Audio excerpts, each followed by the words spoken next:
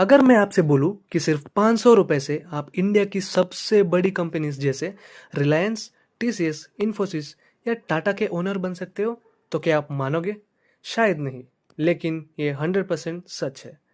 आज की वीडियो के बाद स्टॉक मार्केट का हर बेसिक कॉन्सेप्ट आपको इतना सिंपल लगेगा कि चाहे आपकी एज 15 या 50 क्यों ना हो, आप कॉन्फिडेंटली इन्वेस्टिंग की जर्नी स्टार्ट कर पाओगे।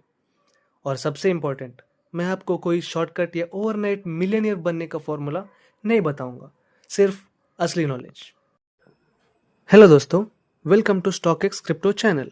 अगर आपने कभी भी स्टॉक मार्केट में इन्वेस्ट नहीं किया है और कन्फ्यूजन है कि शेयर क्या होता है, स्टॉक मार्केट काम कैसे करता है, एनएससी और बीएससी क्या है, डीमैट अकाउंट क्या होता है, और क्या सच में सिर्फ 500 रुपये से इन्वेस्टमेंट शुरू की जा सकती है, तो ये वीडियो स्पेशली आपके लिए है। चलिए शुरू करते हैं।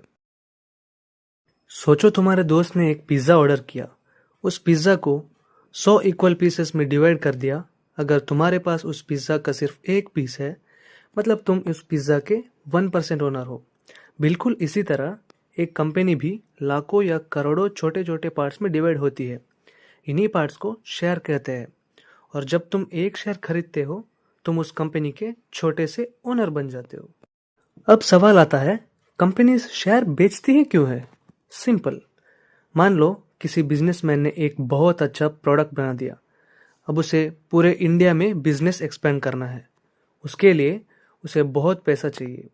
तो बैंक से बड़ा लोन लेने का बजाय वो अपनी कंपनी का कुछ ओनरशिप पब्लिक को दे देता है।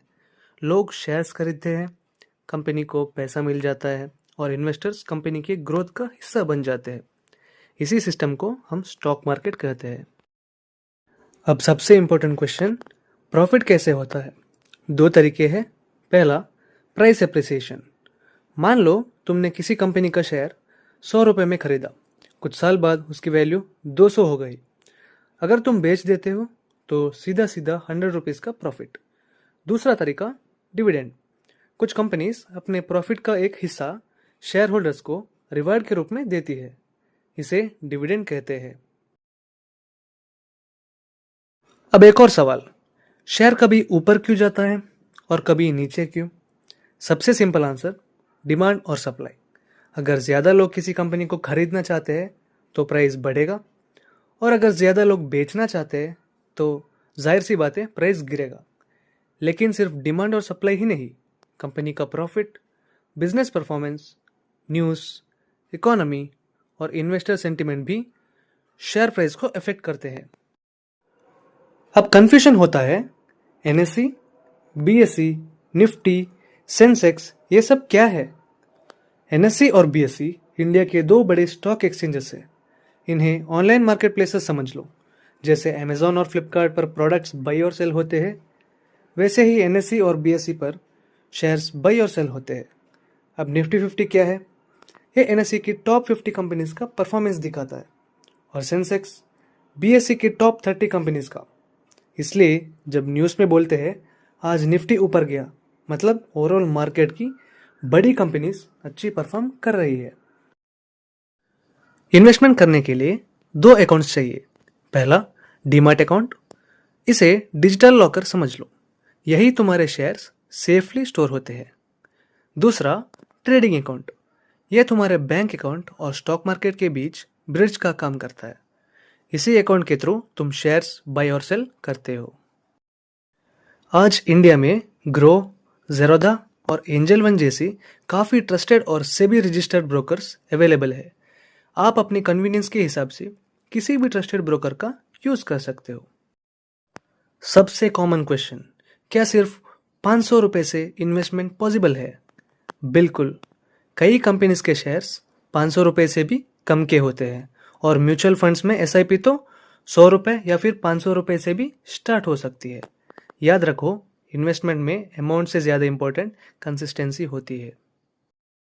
बहुत लोग बोलते हैं स्टॉक मार्केट गैम्बलिंग है, लेकिन क्या ये सच है? नहीं, गैम्बलिंग सिर्फ लक पर चलती है।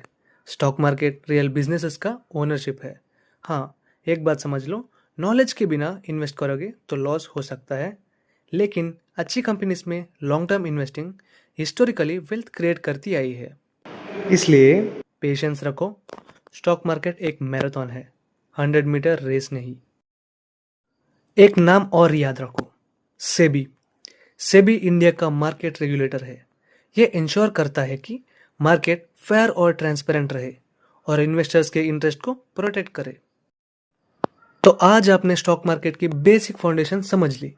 अब आपको पता है शेयर क्या होता है, स्टॉक मार्केट कैसे काम करता है, एनएसई और बीएसई क्या है, निफ्टी और सेंसेक्स क्या है, डीमैट अकाउंट क्या होता है और इन्वेस्टिंग का बेसिक प्रोसेस क्या है। लेकिन इन्वेस्टिंग में सबसे बड़ा चैलेंज पैसा लगाना नहीं, सही कंपनी चूज करना है। अगली वीडियो में मैं बताऊंगा कि किसी भी स्टॉक को सिर्फ 5 मिनट में कैसे एनालाइज करें ताकि आप गलत इन्वेस्टमेंट से बच सके। अगर आप सच में स्टॉक मार्केट और इन्वेस्टिंग जीरो से सीखना चाहते हो तो चैनल को सब्सक्राइब जरूर करिए। मैं यहाँ सिर्फ फैक्ट्स, सिंपल एक्सप्लेनेशंस और प्रैक्टिकल इन्वेस्टिंग नॉलेज शेयर करूंगा। मिलते हैं अगली वीडियो में। Thank you for watching.